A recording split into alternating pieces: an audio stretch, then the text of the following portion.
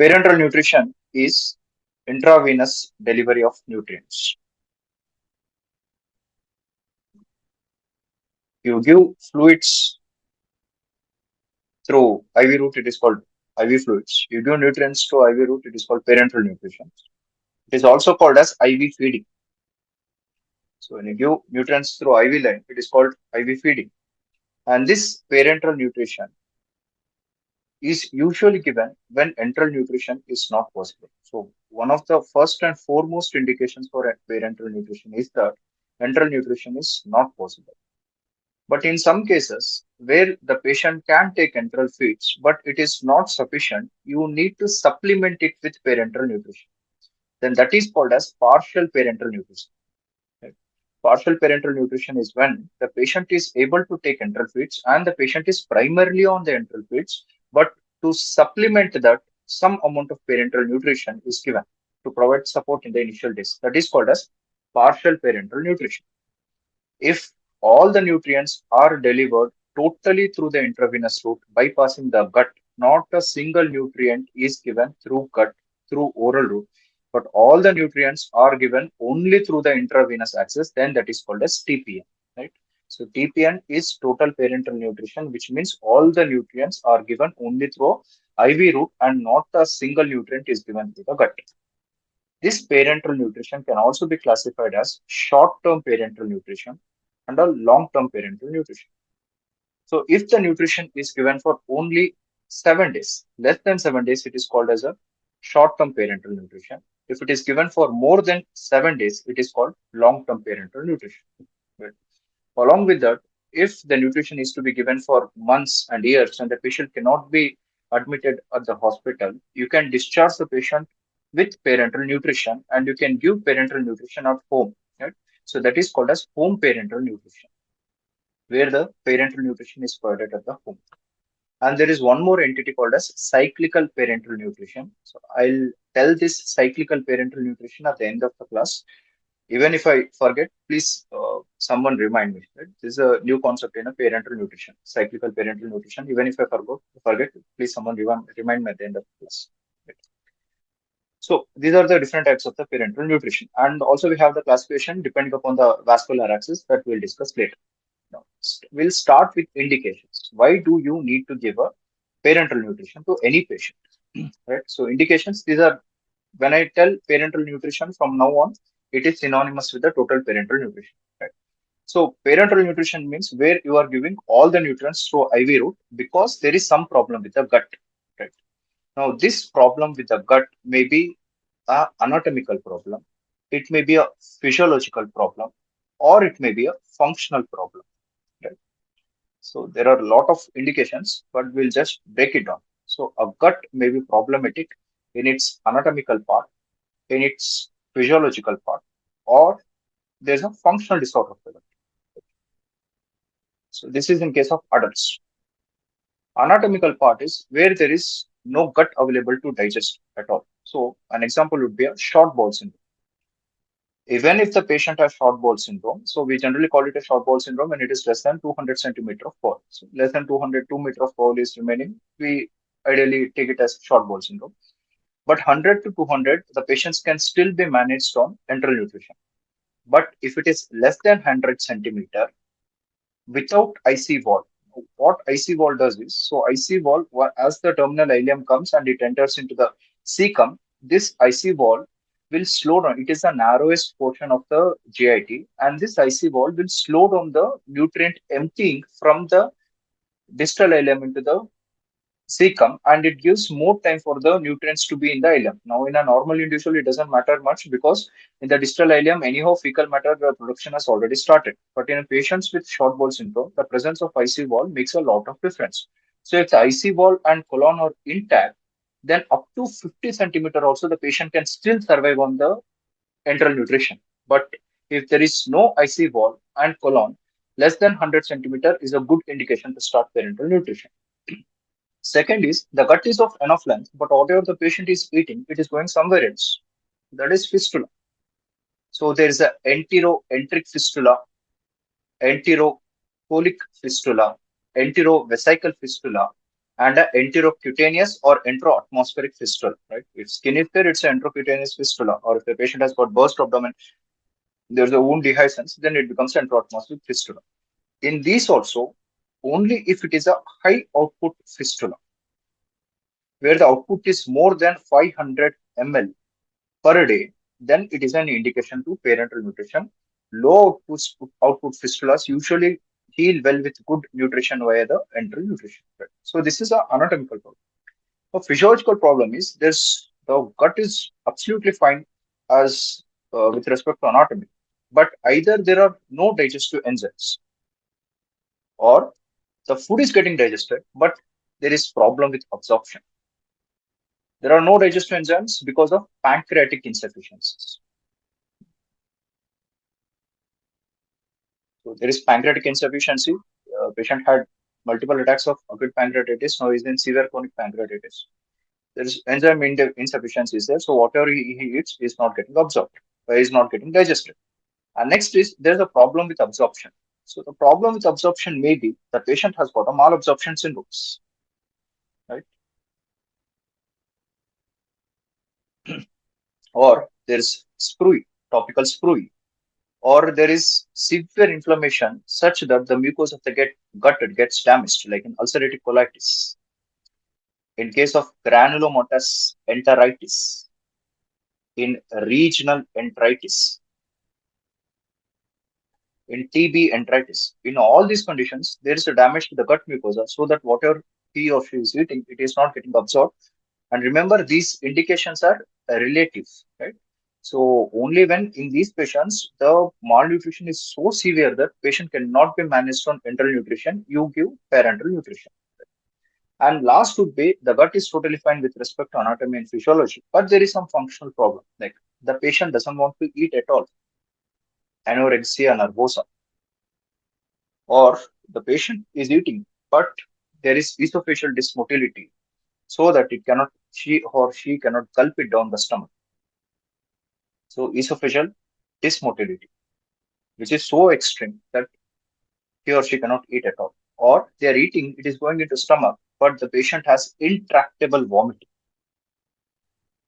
Until the episode of vomiting controls, you can start them on TPN. Or eating well, but there is intractable idiopathic diarrhea.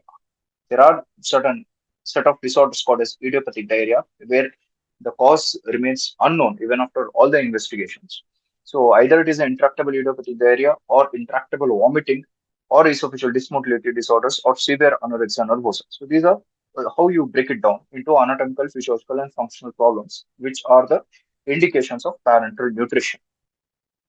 In case of an infant, any of these conditions, right? Either it is a screwy or it is malabsorptive syndrome, or it is enzyme deficiency, right? Or it is gut issues. Any of these, if result in failure to thrive, that is a contraindication. So that is an indication for TPN, where there is a failure to thrive because of any of the gut issues or even idiopathic diarrhea. And in case of a neonate, right? So if a neonate is born where the food cannot enter inside at all, this is because of tracheoesophageal atresia or the tracheoesophageal fistula, or there is problem with the small bowel where there is gastrochysis or omphalocele, and the patient cannot be taken to and the neonate cannot be taken to OT because of the severe disruption in his hemodynamic stability, or the patient has got massive small bowel atresia, right? So tracheoesophageal fistula, gastroschisis, omphalocele, and massive small bowel atresia are the indications for initiation of parenteral nutrition in a neonate. Now, we'll just shortly finish off contraindications. When should total parenteral nutrition be not given? Right? The first and foremost indication is whenever enteral feeding is possible. Right? So, whenever enteral feeding is possible, give enteral feeding, try to avoid total parenteral nutrition. And second is when the patient is hemodynamically unstable and is on vasopressors. Right? Most of these, almost all the parenteral nutritions are hyperosmolar. Because they are hyperosmolar, they have some effect in the blood vessel. When if there is a vasopressor, again there are changes in the blood vessel because of vasoconstriction. There is increased hydrostatic pressure. Along with that, these exert osmolarity.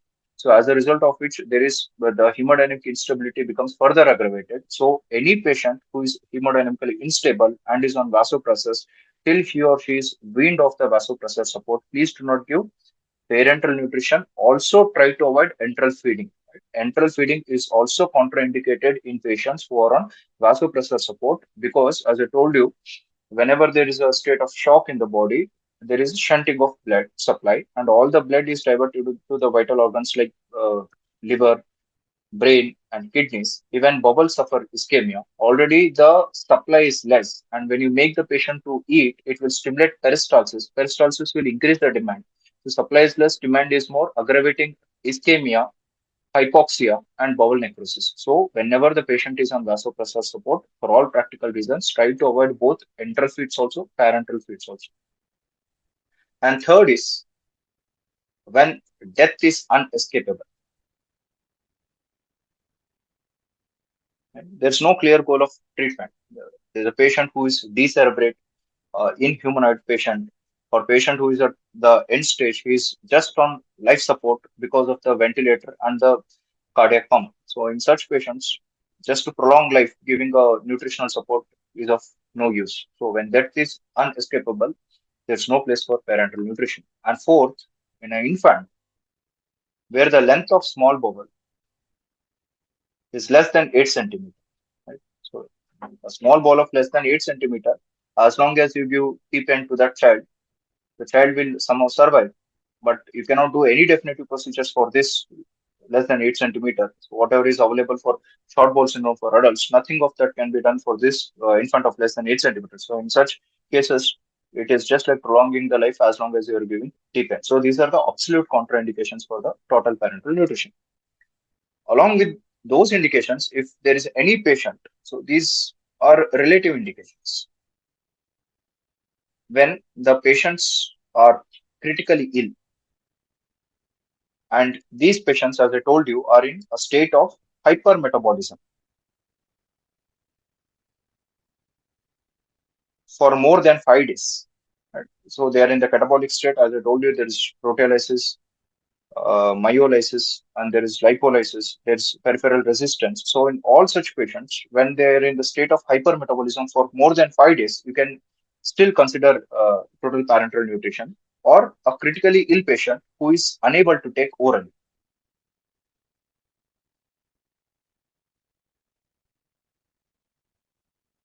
So these are all the indications and contraindications. Now, before going to what a TPN contains, I'll just briefly tell you what are the routes through which you can give a parenteral nutrition. So definitely it is IV. So what are the IV routes that are available? Based on that, this parenteral nutrition can be classified as central routes and peripheral routes. So central route means the tip of the catheter is in a central vein. Right? A catheter is lodged in central vein because it is the tip where the no matter whatever is the length of the catheter, it is the tip where the catheter actually comes in contact with the blood of the body, and it is the tip where the nutrient actually comes in contact with the blood of the body. So the osmolarity matters. So it is the tip of the catheter. If it is in the central route, it is called a central parenteral nutrition. If the tip of the catheter is in the peripheral vein, it is called as a peripheral parenteral nutrition. Right? Now, most of the total parenteral nutrition, we give it through the central route only. We avoid peripheral route. That is why Schwartz uses term TPN for central route. Right? In Schwartz, the TPN and CPN remain same. He has used it as the synonymous to central route because all the total parenteral nutrition is given the central route. Why should it not be given in peripheral route is the solutions that we use are highly hyperosmolar. So this osmolarity will be, hello,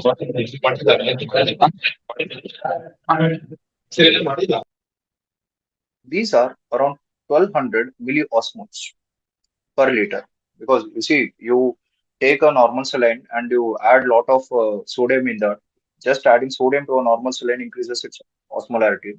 So here we are adding carbohydrates, fats, protein. So all of them increase the osmolarity to a great extent, especially the carbohydrates. So that is why it is around 1200 milliosmoles. Now, if you give that hyperosmolar, so much of hyperosmolar solution into a peripheral route, it will cause irritation of nerves and it leads to thrombophlebitis. Right? It is the dextrose content which is most responsible for the osmolarity. So you cannot give such a high hyperosmolar solution into a peripheral route because it causes thrombophlebitis, and dextrose is the component which is responsible for that. Now you can give it only if it is less than 900 milliosmoles per liter. Also, even if less than 900, 400, 500, 600, if you give for prolonged period, that will also cause thrombophlebitis, right? So maximum is 2 weeks of a duration. Okay. And to reduce the osmolarity, you reduce the dextrose content to less than 10%. And you increase fat, right? Because it is all proportionate. You want to reduce dextrose, you increase the fat, but increasing fat means increasing volume because fat is not soluble in water. Along with that fat, you need to add fat emulsifiers also. The volume will increase, so that might lead to the fluid overload. So these are the things that are of concern in a peripheral route. So if you choose peripheral route, if you want to choose peripheral route because there is no option for a central route, you need to give a solution which is relatively less hyperosmolar of less than 900 milliosmoles per liter. And you cannot give it more than 2 weeks. You need to reduce the dextrose to less than 10% and increase the fat content, which leads to increase in the volume and might lead to fluid overload. So for these reasons, peripheral routes are not routinely used. What we use is a central route. Now, when it comes to central route, it means that the tip of the catheter is in the central vein. Now you can directly choose a central vein and put it in that, right? So you can choose a subclavian vein, which is better than internal jugular vein, which is better than femoral vein. Right? Femoral vein has got highest risk of infections. So subclavian is best, internal jugular comes in between, and then there is femoral vein. You can directly put it a catheter into the central vein, or you can take a long catheter, put it in the peripheral vein, and guide it till the central vein, which is called as PICC, peripherally inserted central catheter. Right? So this you can take a long catheter, insert it in the basilic vein or in the cephalic vein or in the median cubital vein. Right? In the arm, you can use any of these veins, basilic, cephalic, or the median cubital vein, of which most preferred is the basilic vein because it is superficial and it is wider compared to other. Now, the catheter will pass from the basilic vein, go into the axillary vein. From the axillary vein, it will go into the subclavian vein, and it goes into the superior vena cava and lodges there. Right? So it is a long catheter which is inserted and it lodges into the superior vena cava. So this is peripherally inserted central catheter. But remember, as the length of the catheter increases, the risk of infection also increases. And these are used if you need to give it for weeks. Weeks to months, this can be used. But for months to be given, you can put a catheter directly into the subclavian vein or the internal jugular vein or the femoral vein. But as I told you, these catheters, so when you put it, the catheters will come out like this. So it will be problematic to manage for the neck movements also if such catheters are put. So that is why these are again classified into untunneled and tunneled. Untunneled is there is clavicle. Above the clavicle, you put it into the intrajugular vein, or below the clavicle, you put it into the subclavian vein. Right? And just you leave it there, you secure it with a one suture material and a dynaplast. That is untunneled. Now, a tunneled central venous catheter is what is a Hickman's catheter. Right? Most of the people confuse Hickman's with PICC. Hickman's is not a PICC. Hickman's is a central catheter. Only difference is it is tunnel, right? So there's a video on YouTube by Hickman himself demonstrating this catheter introduction. So how is it done is, so here the axillary vein comes and it becomes a subclavian vein. Now at the lateral one third and middle one third of this junction is where there is a formation of the subclavian vein. So first is you give an incision over the skin here and you insert a guide wire through here. And if this is the chest of the patient,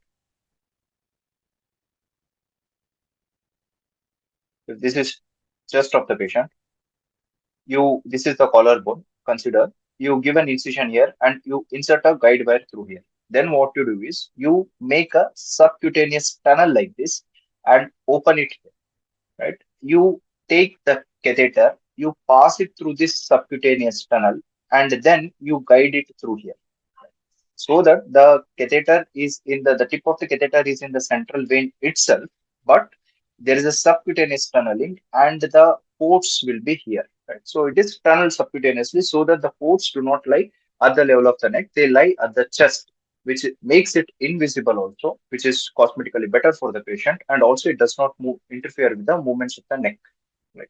So that is the advantage of a Hickman's catheter. But for years together, you want to give TPN. For such patients, you can also use a subcutaneous ports, right? Just like how you have subcutaneous ports for chemotherapy, you can also use subcutaneous ports. So either it is a central route or it is a peri- peripheral route. The peripheral route is usually not preferred.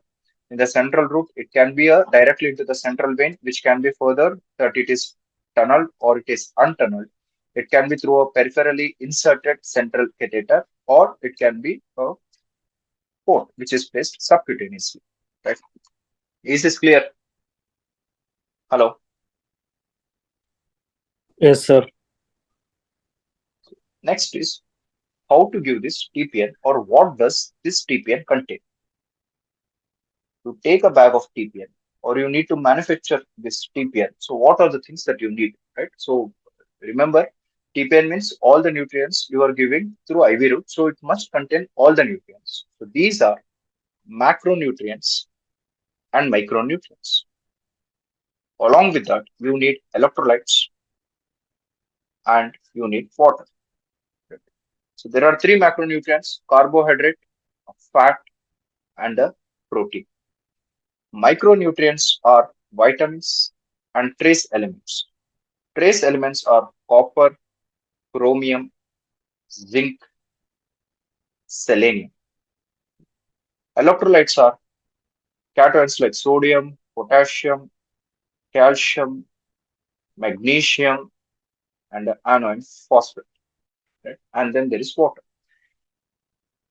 Now, this protein is given in the form of an amino acid, and fat is given because fat is not soluble in water. Fat is given in the form of fat emulsions. Right? In the body, when we eat fat, even it is not soluble in the intestinal secretions because most of them are aqueous secretions. We have bile. Bile will emulsify the fat. Bile salts will help in emulsification of the fat by formation of micelles. But here there is no bile, so we need to give emulsifiers for the fat. And carbohydrate is in the form of dextrose monohydrate. In England, there are preparations available which contain anhydrous dextrose, but most commonly used in India, USA, everywhere in the world except England, it is a dextrose monohydrate. What are the relative proportions in which these are present? So first we'll start with the fat. Initially, they used to give only carbohydrate and protein, which was called as two-in-one solution. But they found out that after giving it for 3 weeks, once the patient goes on a fat-free diet for 3 weeks, these patients develop severe essential fatty acid deficiency.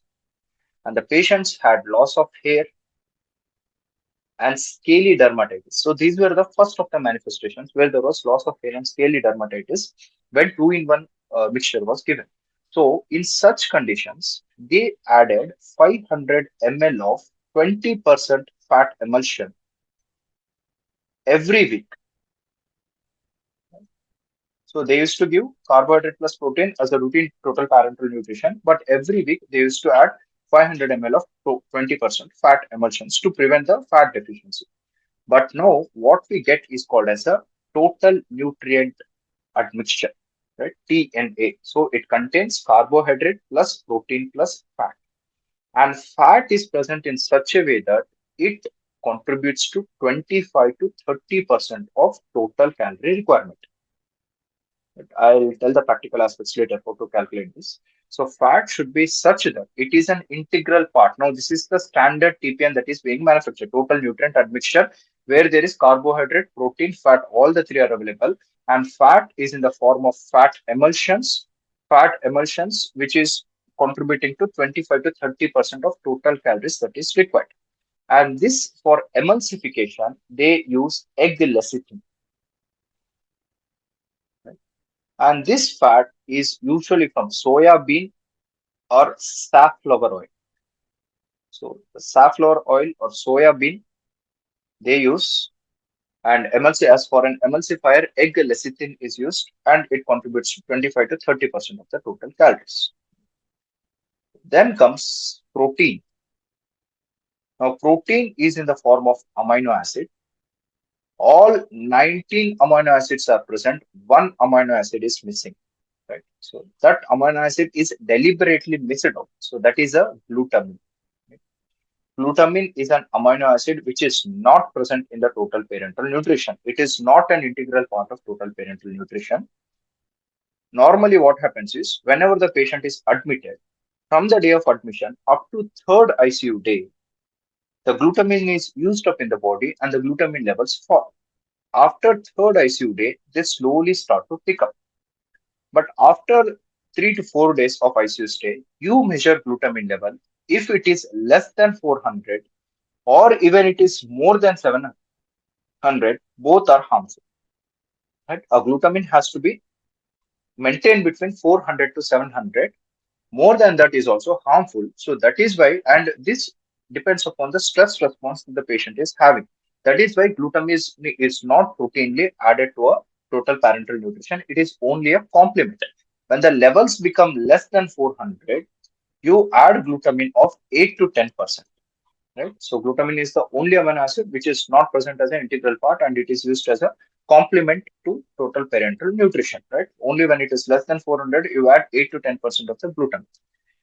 These amino acids should be such that our normal requirement for any patient is what, zero point 0.8 to 1 gram per kg of protein per day should take. But TPN is given in patients who are metabolically depleted. They are already in a state of protein deficiency. So for those patients who are in critically ill state, you can increase it 1.5 to 2 gram per kg per day. But if the patient has got chronic renal insufficiency or the patient has got hepatic encephalopathy, in both of them there will be more nitrogen, more ammonia formation. You reduce it to 0.6 to 0.8 gram per kg per day. Okay. But if the patient is of a case of CKD, but he is on hemodialysis, then you can increase it to 1.2 to 1.3 gram per kg per day. These are all the practical aspects. Right? So if the patient is CKD without hemodialysis, you keep it 0.6. If he's on hemodialysis, you can increase it to 1.2 to 1.3 gram per kg per day. So this is about the protein requirement. But normal range of TPN would be 1.5 to 2 gram per kg per day of protein requirement, and you calculate the calories from there. So out of total calories that you calculate, you take out the calories that you get from the fat, you take out the calories that you get from the protein, and whatever is remaining, you add those calories from the carbohydrate. So this is how we calculate a macronutrient. We'll take an example and calculate it. This is one. Second is when it comes to trace elements, a zinc deficiency would cause itchy rashes. Copper deficiency causes microcytic hypochromic anemia. Chromium deficiency causes glucose intolerance because it induces peripheral insulin resistance and causes glucose intolerance. Selenium deficiency causes hypothyroidism. Right? So these are all the micronutrients that are responsible. The most common micronutrient deficiency would be a zinc deficiency, which is manifested earliest and it produces itch rashes. So that is why all these trace elements are added. And vitamins, you know about the individual deficiencies. When it comes to electrolytes,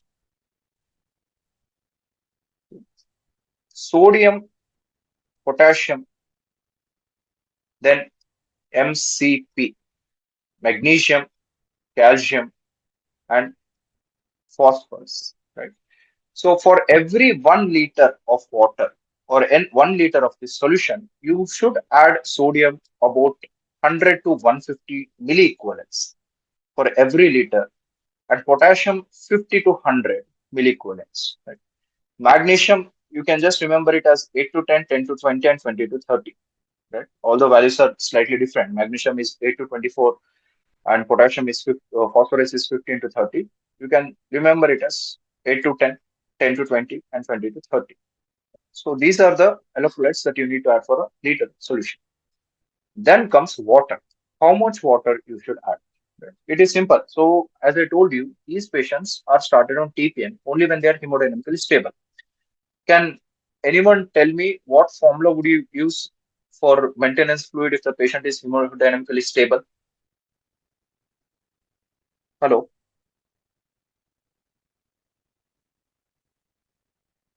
Hello.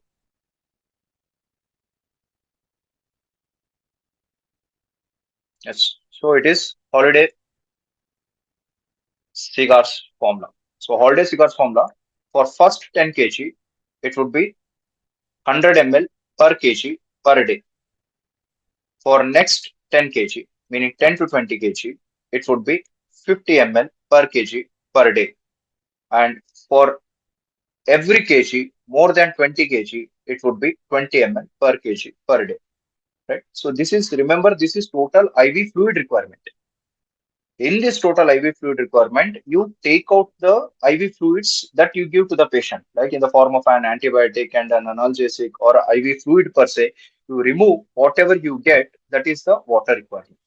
Right? To this, you add the calories. Now we'll talk a little about the practical aspect. So a patient is a critically ill patient, and this patient is weighing 70 kg and is in a range of normal BMI. Now, how do you calculate TPN for this patient? There's a clear-cut indication this patient has been in a hypermetabolic state for more around almost a week. Now, all the protein levels in the body and LFTs are deranging. So you need to start this patient on a TPN. So how do you calculate TPN? As I told you, you need to calculate individual components. Also, you need to calculate the water requirement. But for that, first thing is you need to calculate the total calories that you need to give. Right? As I told you, there are two ways to calculate the total calories. This was discussed in the previous class. So first is you need to calculate total energy expenditure, which is equal to resting energy expenditure plus, sorry, into multiplicating factor, right? So resting energy expenditure means at rest, if I'm doing nothing, I'm just sitting on the bed, doing nothing on the bed, just for me to survive, just to inhale oxygen, to pump the blood from my heart for substrate turnover and to produce heat, whatever energy I require is called as a resting energy expenditure. Now that is calculated either by indirect calorimetry, which is gold standard, right? Or by Harris-Benedict equation or by WHO equation. So we all discussed it in the last class. So that is resting energy expenditure. And then the multiplicating factor would be depending upon what activity I do, whether I am confined to the bed, I'm doing something on the bed, or I am out of the bed, or the injury factor, whether there's a minor operation on me, major operation on me. So all of this will help me to calculate the multiplicating factor, which can range anywhere between 1.1 to 2.1. And this I get it from any of these equations, and I take the total energy expenditure that I am getting per day. So for one day, for me to sustain my life and to do whatever activities I am doing or to combat whatever stress I am having, whatever I get is a total energy expenditure. And whatever the calories that we give to the patient should be at least 70% of total energy expenditure. It should be at least 70% of that.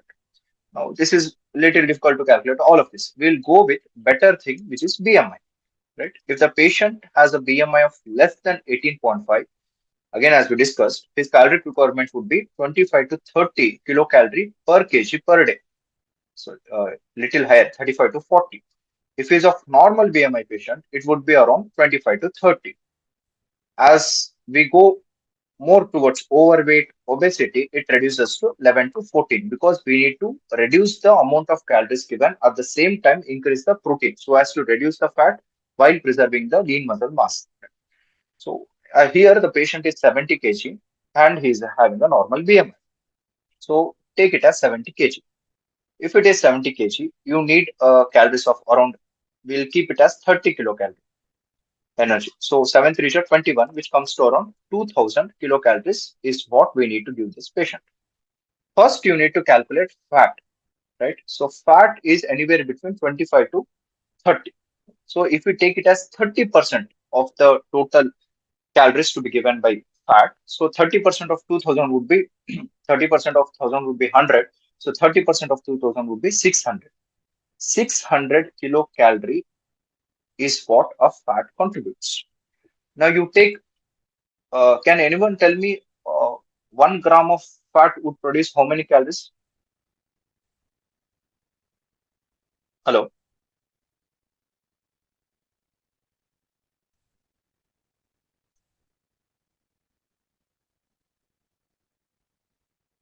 1 gram of fat, if I eat, I get 9 kilocalories. But if I take it via IV fluids, it is 10 kilocalories, right? Normally, the caloric value of fat is 9, but in IV, it becomes 10. So it would be 600 by 10, which would be a 60 gram of fat. And I want to calculate the protein. So protein, as I told you, 1.5 to 2, we'll keep it as 2 gram per kg. So 2 gram per kg would be 2 into 70 would be 140. So 140 gram of protein I add. And a protein gives 1 gram of protein gives 4 kilocalorie. So 140 into 4 would be 14, 14, 56. 560 kilocalorie. Right? 600 from fat and 560 from protein, which would be around 1160 kilocalorie. Now, out of 2000, if I take out 1160, I get around 800 kilocalories. Now, I need to get 800 kilocalories from a carbohydrate source. The source is dextrose monohydrate, right? Which can be taken as 40%, 30, 40, 50, 60, up to 70% dextrose can also be taken, right? And usually 1 gram of carbohydrate also gives 4 kilocalorie, but in IV, if 1 gram of dextrose is there, that will give around 3.4 kilocalorie, right? So if you even consider 4 also, it would be around 200 gram of carbohydrate. Right? So it is 60 gram. You take 60 gram of fat, you take 140 gram of protein, and you take 200 gram of carbohydrate, and you dissolve it in water. Right? What is water for this patient? If he is 70 kg, you can divide it as first 10 kg, next 10 kg, and 50 kg. So for first 10 kg, it will be 10 into 100, which is 1000. For next 10 kg, it is 10 into 50, which is 500. And for 50 kg, for each kg, it is 20 kg. So it is 50 into 20, which is again 1000. So it would be around 2.5. In 2.5, you take 1 liter for IV fluids and analgesics also, you get 1.5 liter remaining. So you take 60 gram of fat, 140 gram of protein, 200 gram of carbohydrate, dissolve it in 1.5 liters of water, add vitamins, trace minerals, and electrolytes as per. If it is 1.5 liter, you increase that to. If it is 100, it will become 120, 130. So add electrolytes according to that and you calculate. So this is how you give a total parental nutrition. Is this clear? Hello?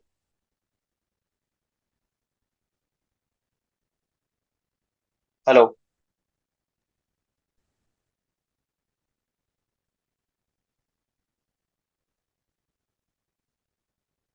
Hello? Yes, sir.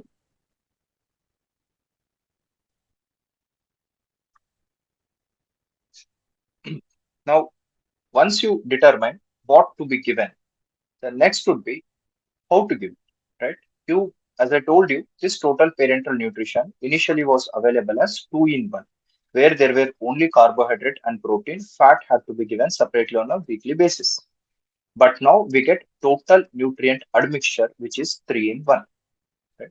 When it comes in a bag, the most common manufacturer of all these IV fluids and all is a Baxter company. So it comes in a bag like this, right? Where there are three components. One has carbohydrate, one has proteins, and one has fat.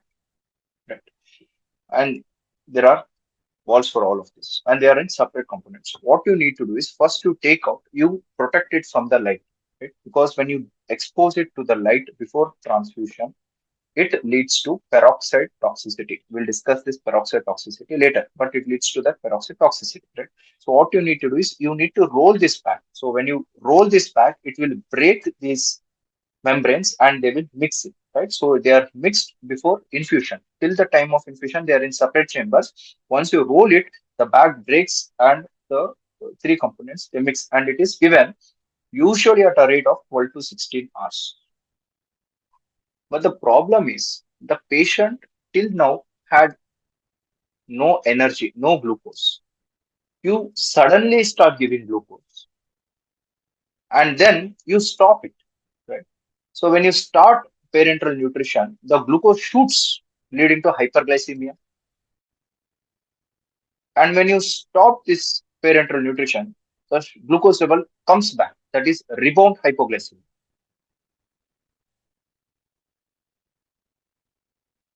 And over a long period of time, this hyperglycemia will lead to insulin secretion. What does insulin do? It takes all the glucose and it puts it into the liver, leading to lipogenesis. And this lipogenesis is stored in the liver, leading to fatty liver. Right? So, in the acute phase, when you give it as a continuous infusion for 12 to 16 hours at a same rate of infusion, it will lead to hyperglycemia and rebound hypoglycemia. But over a period of time, this recurrent attacks of hyperglycemia lead to increased insulin, which increases the lipogenesis in the body, and that leads to fatty liver. So, to avoid all these complications, there was a concept called as cyclical parenteral nutrition. So, what you do in cyclical parenteral nutrition is you do not give it as a continuous infusion. So, you give a infusion for say 20 hours, and then you give a rest of 4 hours, and then again you start 20 hours infusion, or you give it as a 16 hours, you give a rest of 8 hours, and then you start just like intermittent fasting. So, this is done so that it will reduce those spikes. One. Second is this cyclical parenteral nutrition. When you give it, the flow rates are not same throughout the infusion. So they change. So to calculate that, so we need to calculate a basal flow rate. Right? So basal flow rate would be the volume that is to be infused divided by 4t minus 10, right? Where F is basal flow rate, V is total volume that is to be infused, and T is the time in which you need to infuse. So T is cyclical time. See, for example, there is a 1.2 liter of fluid. There's a bag. This bag contains 1.2 liter, right? Now, instead of infusing it over 14 hours, what you need to do is, for if this 1.2 liters need to be infused over 12 hours, then it would be around 0.12 liter per hour infusion, which is continuous. But what we do is, if we want to infuse it over a period of 10, 20 hours, right? So what we do is we calculate this basal flow rate. So the total volume is 1.2 liters, which is 1200 ml. We divide it by 4 times the hours, 4 into 20 minus 10, which would be around 1200 ml by 70, right? So this would be around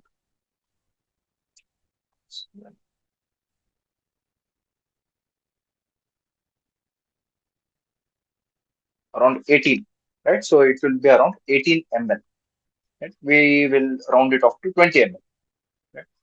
So if you round it off to 20 ml is the basal flow rate. Now what we do is for the first hour of the infusion, so we need to infuse it around 20 hours, right? So for the first hour of the infusion and in the last hour of the infusion, we infuse at rate of F. That is, we start with 20 ml per hour. in the first hour, and we end with 20 ml per hour on the second hour. Right?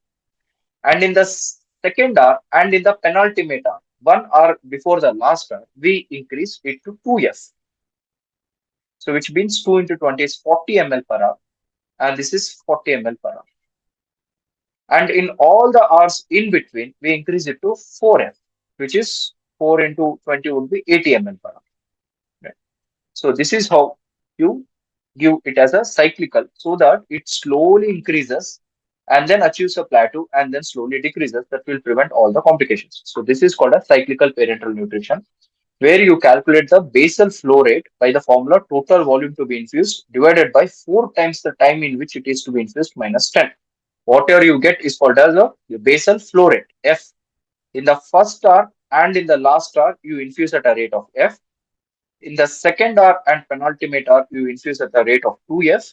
And for all the hours in between, you infuse at a rate of 4 hours, 4F. So this is about cyclical parenteral nutrition, which is a new concept.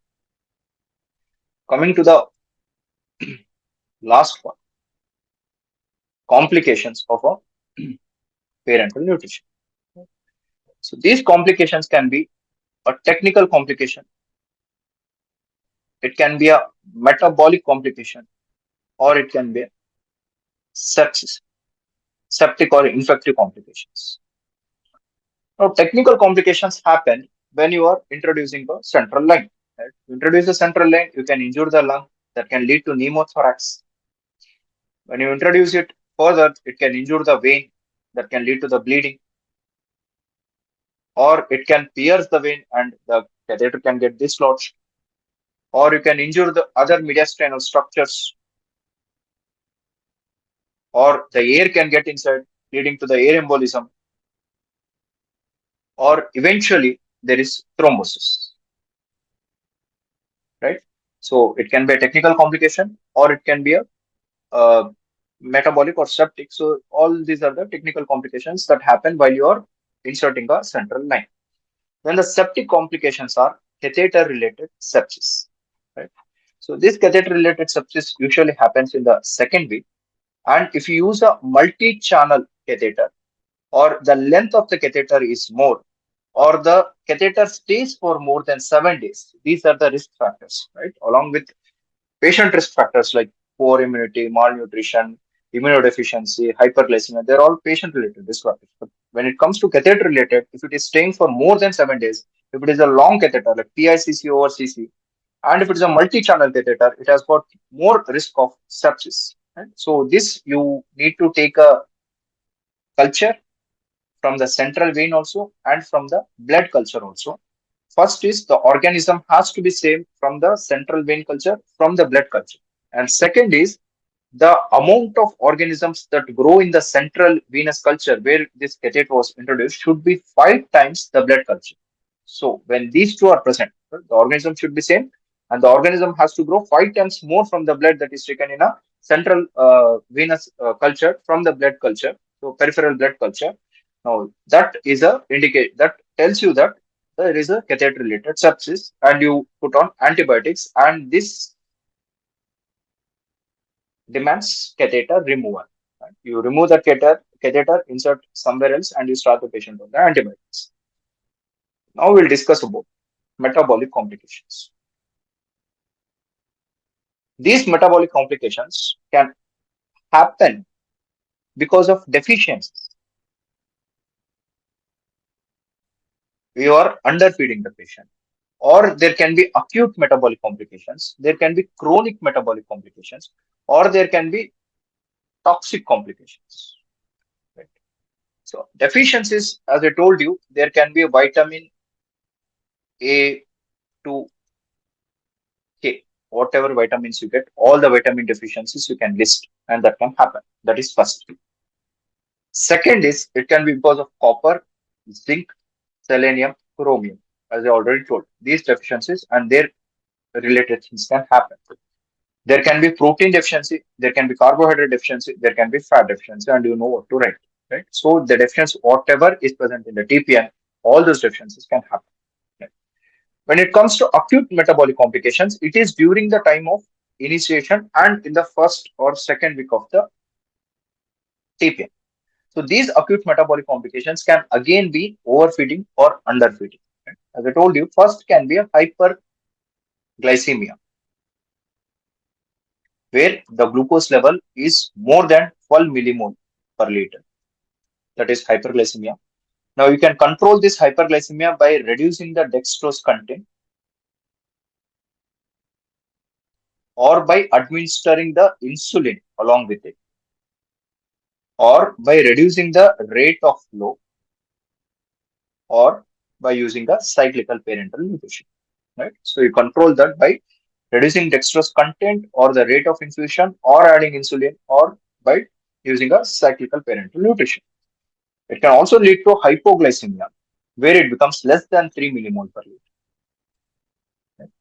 Or there can be hyperosmolar hyperglycemic non-ketotic state where the osmolarity of the plasma becomes more than 305 milliosmoles per liter and the glucose level is more than 12 millimole per liter and there are no ketone bodies. So it is a hyperosmotic hyperglycemic non-ketotic state.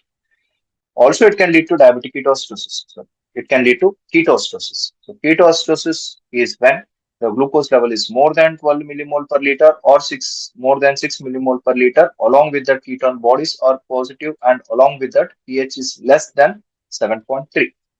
So all this can happen.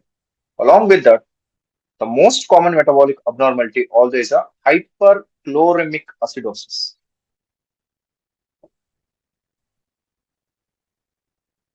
Acidosis, right?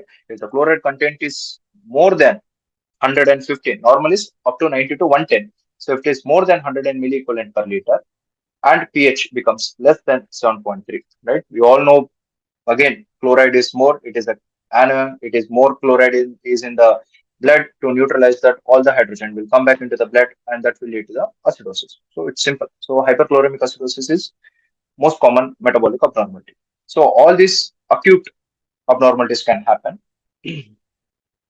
And when it comes to chronic abnormalities, so along with that, you can add hypophosphatemia, hypomagnesemia, hypocalcemia, hypokalemia. So whatever metabolite is present, all of their deficiencies or increased levels can happen. When it comes to chronic abnormalities, it can be a problem with the liver, gallbladder, or a bone. Right? First is liver steatosis, hepatic steatosis, because you are constantly giving glucose. That glucose will release insulin. Insulin will convert all this glucose into the fat, and this fat gets stored in the liver, and that will lead to hepatic steatosis. This is first. Second is all TPN patients should be screened for cholelithiasis, which can eventually lead to acute calculus cholecystitis because so one of the reasons for formation of gallstone is a gallbladder dysmotility. Now, gallbladder contracts when there is release of CCK. CCK is released when there is food in the duodenum. Because you are not giving anything enterally, there is no release of CCK, and gallbladder has got dysmotility. It is not contracting at all. Stasis will cause cholelithiasis. Plus, all the TPN, whatever you give, is a lithogenic for stone formation. The bile becomes lithogenic in patients with cholelithiasis. So, there is increased risk of formation of gallbladder stone. Now, you can prevent it. Again, you can prevent the hepatic steatosis by giving cyclical parenteral nutrition. You can prevent cholelithiasis by giving something enterally. Right? At least whatever the patient can take, you try to give enterally a little at least, right? So that there is release of CCK that causes contraction. Or you, if it is not possible, give IV CCK. IV CCK is available, so you can give intravenous CCK that will cause a contraction and empty the bile. And the third would be cholestasis, right? So this cholestasis, just like there's cholelithiasis, now the bile can get stasis in the intrahepatic biliary radicals that will eventually lead to liver cirrhosis. Right? If the patient has got hepatic steatosis, SGPT, SGVP will rise. If the patient has got cholestatic picture, that conjugated bilirubin and the ALPs will rise. Right? Then is bone problem. Now, the bone problem can be either because of increased vitamin D or it can be because of less calcium. Right? So, in such conditions, the bone will lose its calcium level. Initially, there will be pain and there can be fractures. Right? So, you can prevent this by monitoring vitamin D levels, giving calcium, and if possible, start these patients on mild exercises. Right. So this is about the complications. And then sometimes toxic complications can happen. Now, toxic complications happen when you increase the rate of infusion or when you give it for a prolonged period of time. And one of the most important toxic complication is a manganese toxicity. Right. When you give this for a prolonged period, this can lead to manganese toxicity, which can get accumulated in the liver, in the brain, or in the bone. In the brain, it can get accumulated in the globus pallidus and striatum of basal ganglia. Right? Basically, it affects the basal ganglia. In the basal ganglia, it will selectively affect the dopaminergic nerves. So it affects the dopaminergic neurons in the basal ganglia and it leads to extrapyramidal symptoms. Right? So it mimics Parkinson's. It is usually in those patients where home parenteral nutrition is given and for a long period of time. Now, second is, especially in case of infants, you take the TPN, which is exposed to the light, or in case of neonates, where you give TPN to a neonate and then the neonate is subjected to phototherapy. Now, this exposure to the light or the phototherapy will cause increased production of this peroxide. And this peroxide will cause necrotizing enterocolitis. It will cause bronchopulmonary dysplasia and retinopathy of prematurity. Right? So these are the complications, toxic manifestations. One is manganese toxicity, second is peroxide toxicity associated with parenteral nutrition. And what does it do to the gut? Right? The main function of gut was to digest, absorb, and do enterohepatic circulation. But gut is put out of its work. So when anything is put out of its work, it will lead to the atrophy of the gut. And atrophy of gut leads to shortened villus height, and the mucosa gets damaged. The local immunity gets reduced. All of this will lead to translocation of bacteria that can lead to sepsis. Right? This can also be the cause of sepsis in a prolonged parenteral nutrition where there is atrophy of gut, reduced villus height, damage to the mucosa, and disruption in the local immunity. So to manage these complications are inevitable, but we can try our maximum to reduce these complications by proper monitoring. Right? So the last topic of this chapter would be monitoring of a patient who is on TPN. So we need to monitor parameters depending upon whether they are on daily basis or weekly basis or fortnightly basis. So upon daily basis, what you need, you started this patient on TPN, you know that these are the complications that are happening. What should you do next week? First important thing that you need to check is the weight. If there is an increase of more than 0.45 kg per day in these patients for first 3 days, it means there is fluid overload. So weight has to be checked daily and more than 0.5 kg of weight per day for first 3 days, meaning there is fluid overload. Second is CBC has to be sent daily to check for septic complications. Third is if you take a blood glucose and send it to the lab, once daily is sufficient. But if you take a capillary blood glucose, meaning you take a instrument and do a bedside test, rapid test, so a capillary blood glucose or a urinary sugar, then it has to be done thrice daily. You want to measure electrolytes, at least in the initial period, electrolytes have to be measured twice daily. right? So apart from vitals and saturations, so weight, CVC, blood glucose, and capillary blood glucose or urine sugar and electrolytes have to be measured daily. Also RFTs, right? Including blood urine nitrogen. These have to be measured daily. And then on a weekly basis, you measure LFTs, right? I told you if SGPT, SGOT are increasing, it is a hepatic dysfunction. ALP is increasing, conjugated bilirubin, it is post hepatic dysfunction. You get a lipid profile, right? And if the triglycerides are elevated to more than 150% of normal, then it is considered to be abnormal. And you do a plasma protein levels. Along with that, you also check for calcium, sodium, potassium are checked there, but daily calcium and magnesium. If you check for weekly, also it is fine, and also you check for zinc. This is weekly and fortnightly, meaning once in 15 days, right, or once in 2 weeks.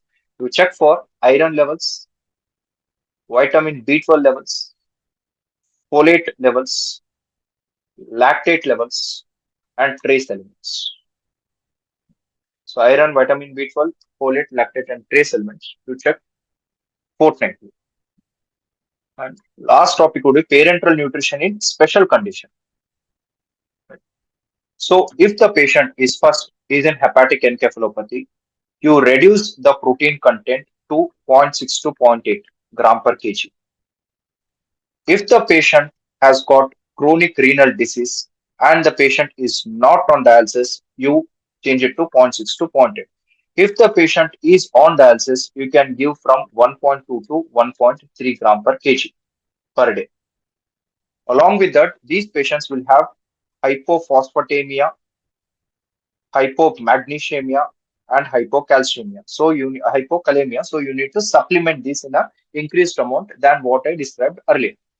Third, if the patient is a breastfeeding female, you can still give TPN. If the breastfeeding female has got some serious critical illness and she needs TPN, you can still give the TPN. TPN per se does not cause any harm to the milk that is given to the baby. In fact, it will actually increase the weight of the baby also. But if she is a pregnant female, then TPN is relatively contraindicated. Better not to give TPN because one, it is not because of the TPN per se, it is because of the thromboembolism that we are afraid of. Because pregnancy is already a thromboembolic state because of increased hormones, and that is already as a thrombogenic state. Along with that, a foreign object will cause endothelial damage, and that will lead to thromboembolism. And second is because of the sepsis. Sepsis is a dangerous complication in the pregnancy. So, because of the fear of sepsis and thromboembolism, try to avoid total parenteral nutrition. If at all it has to be given, there is no other option. You can select a peripheral line than a central line, right? Because thromboembolism in a peripheral line is not as deadly deadly disease as that in a central line. Right? So these are some of the special